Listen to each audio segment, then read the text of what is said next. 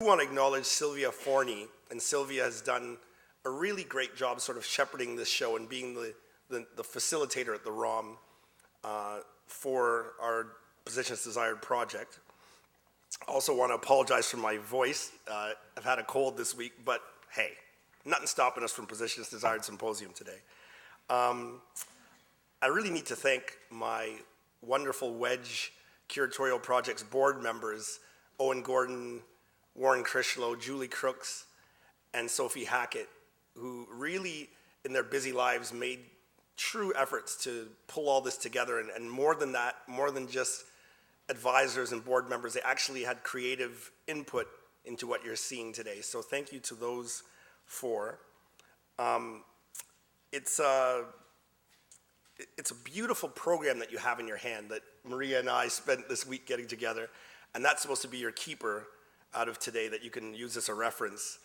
And that beautiful program, as well as our catalog, which you can get at the bookstore, and all the beautiful invites and posters around our associated events have been designed by Lauren Wickware. And Lauren, I think, is really a graphic designer who understands art and understands the message. It's been a pleasure working with Lauren, so thanks to her.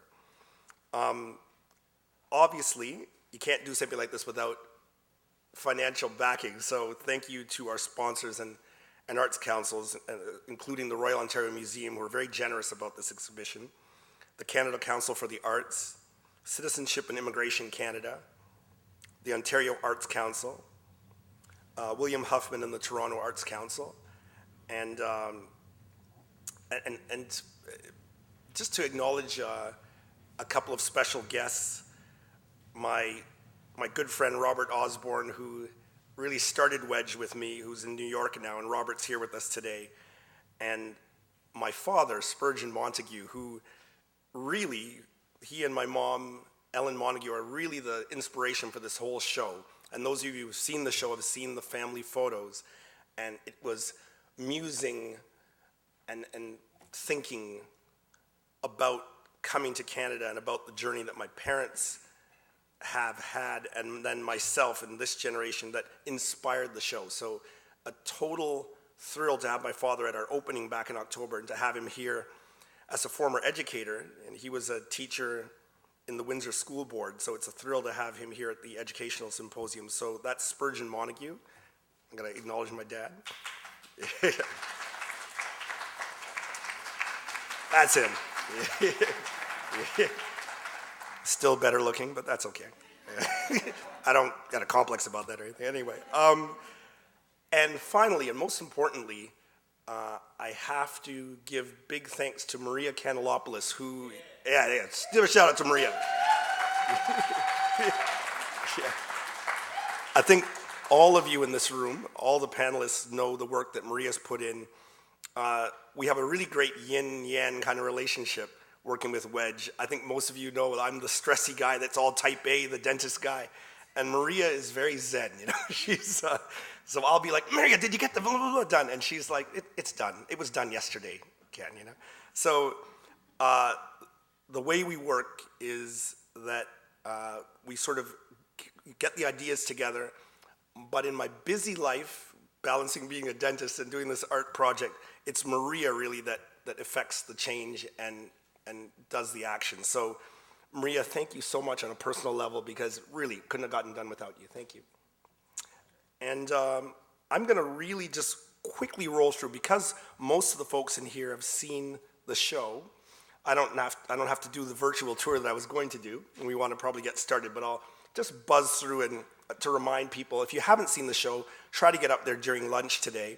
ROM closes at 5:30 today, and we'll have a little 45-minute break. It looks like it might be down to a half an hour for lunch, the way things are going. But the show, in my mind, the ROM asked me to do a show with work from my collection that talked about not Canadian identity, but just black culture in a vague sort of way. And I said, no, this is the opportunity to have a show that specifically addresses and starts to, in some way, investigate our own identity through photography. But it was important for me to have that show in the Canadiana galleries where it would be an intervention, a kind of an interruption into this room full of our European forefathers. It's an important kind of maneuver, an important positioning, as the title suggests, because most of us know that there's a complicated history at the ROM with the Black community.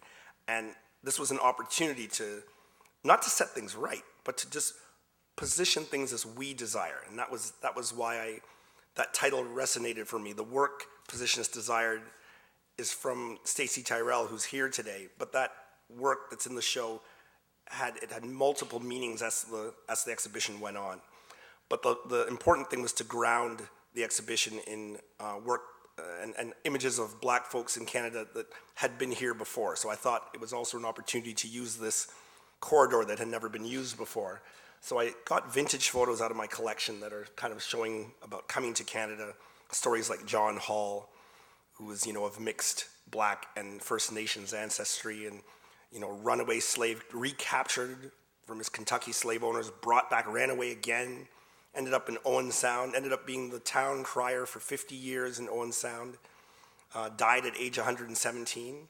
And, I never learned that stuff in history class, that this was an important time to start telling those stories. So it's just a little quick survey of these early Black settlers.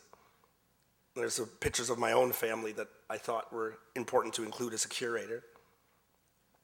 And then we sort of finished that wall with some very important work from 4 artists who have been in my collection for many years and who have become friends. And that's Buseji Bailey, David Zapparoli, who will be on our first panel, Stella Facchiesi, and Michael Chambers, who had a first Wedge show back in 1997. And this was work that was exploring identity, Black identity, and it was a reflection of, as many of us know, work that was happening in the UK, work that was happening in America with Lorna Simpson and Glenn Ligon and others. So it was important to not just focus on the 4 contemporary artists, but to give it a grounding. And I hope that today we'll spend some time talking about all of these ideas. The idea of the symposium, of course, is to go from a kind of a position where we came from to kind of desire where we're going. And that's an idea that I had. And then Warren Critchlow had the brilliant idea to sort of break it into 4 panels that would talk about the 4 tropes that I've introduced in the show, which is really history and memory, identity, and community. So I hope you all make it through the day, because I think that community panel in particular is going to be very important for all of us to take that ball and run with it at the end of the day.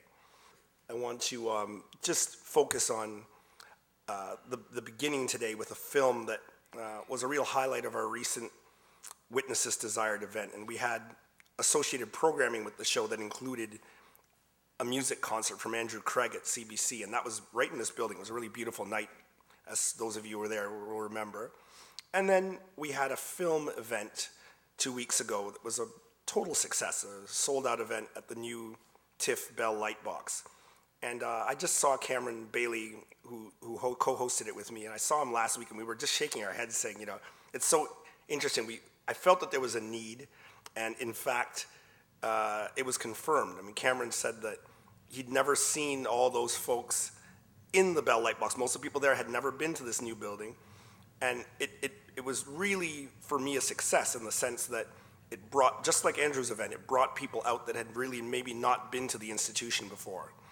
And again, the film that, these films that I programmed were around a kind of a mirror, a parallel of the artwork that we were experiencing in the ROM show. And it's a kind of a emerging and established African-Canadian filmmakers. So I felt that the film from Deanna Bowen, some of the parts, was so kind of apropos, and also it's kind of a great kind of opening salvo for the day today, because it was in the context of other films that day and really stood out, but here we're going to use it to kind of investigate and talk about our history, the relationship, this important, intimate, and complicated relationship with America that we're going to talk about in the first panel and the last panel as well, and maybe a little bit of that we can all take out of this. So I hope you'll sit back. This is an 18-minute film, so this is going to